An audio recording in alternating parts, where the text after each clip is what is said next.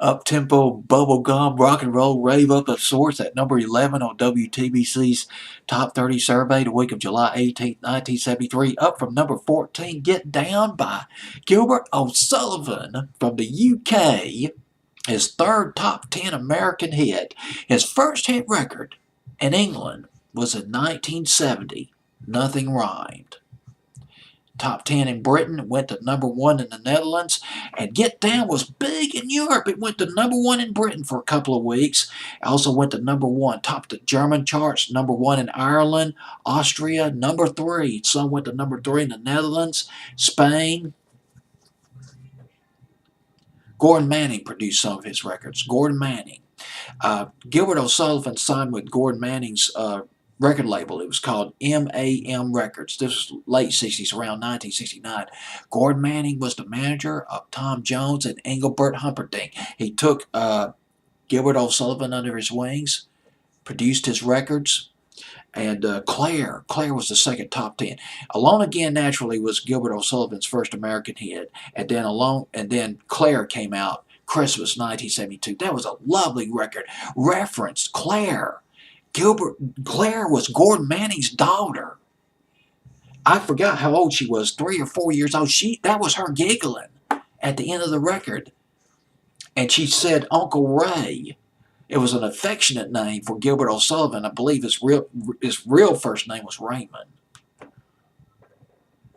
And there was I don't know if the video's still up on YouTube, but there is it's an adorable video of Gilbert O'Sullivan just sort of playing around with Claire, just having a good time in a park. And it's to the song Claire. I don't know if it's still up on YouTube, but if you could find it, it's worth checking out. And I even came across an interview of Claire as she was, older. She was looking back on Gilbert O'Sullivan, the days with Gilbert O'Sullivan when he babysitted Claire, Gordon Manning. Boy, things sure did look peachy with Gordon Manning. You think, wow, man, he's babysitting Gilbert O'Sullivan's babysitting Gordon Manning's daughter, and business is business.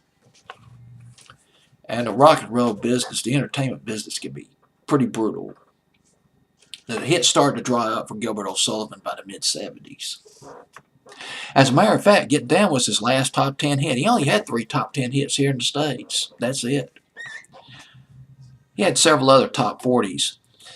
But by 1975, it was kind of a slide for Gilbert O'Sullivan. But he got suspicious, too.